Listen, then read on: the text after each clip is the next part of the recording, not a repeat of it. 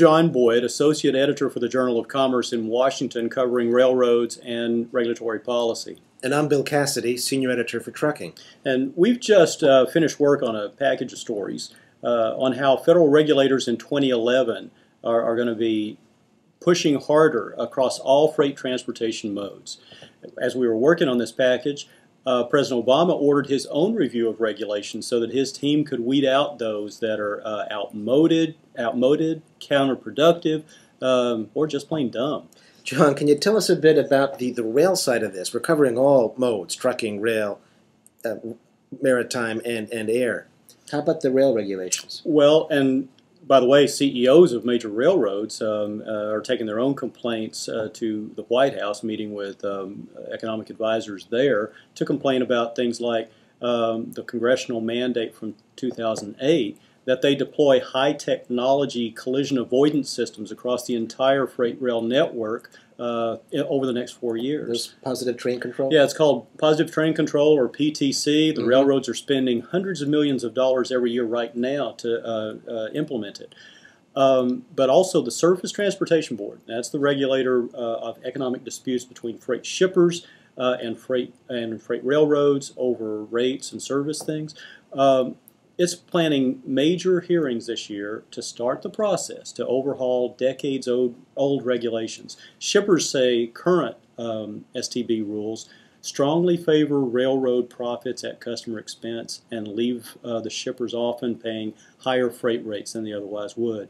Railroads say if they don't have a strong income stream going forward, strong enough revenues, they might not be able to continue investing the billions of dollars they do each year to upgrade or maintain their networks.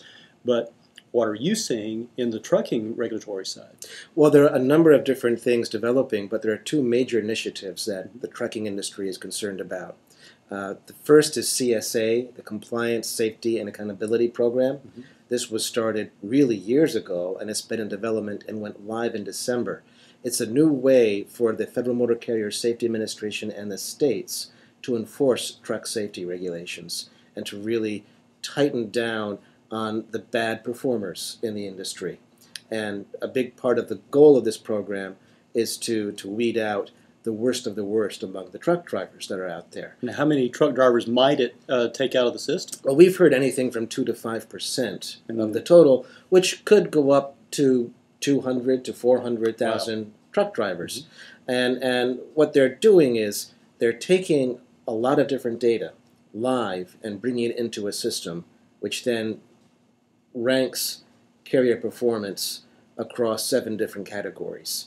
And these categories are basically focused on driver behavior.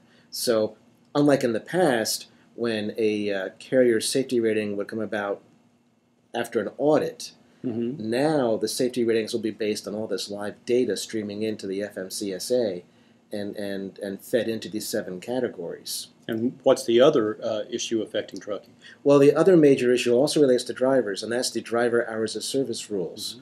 The Federal Motor Carrier Safety Administration, again, is proposing new driver hours of service rules.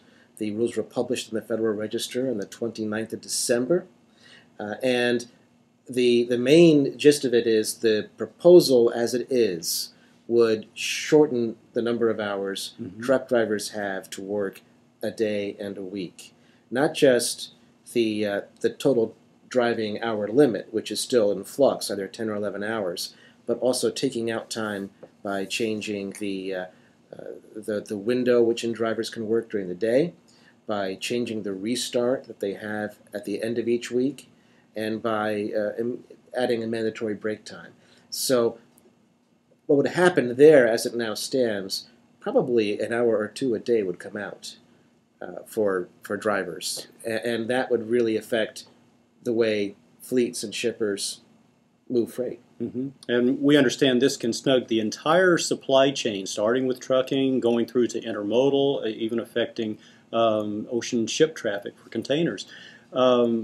The broader regulatory push in 2011, of course, also affects ocean ship lines. The Federal Maritime Commission is going to take a new look at slow steaming by ships to see if it tightens capacity and how it affects shippers. The FMC's already ordered some ship alliances to more aggressively, more frequently report where their capacity is and what shippers can expect. Air cargo has already been affected by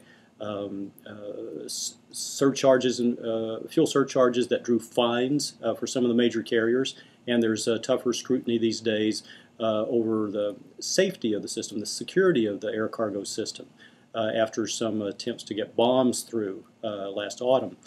And Bill, anything more?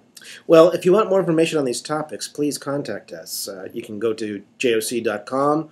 Our web addresses, our email addresses are on the website. We'd be glad to hear from you, as would Bob Edmondson, who covers maritime regulation for us. Thank you.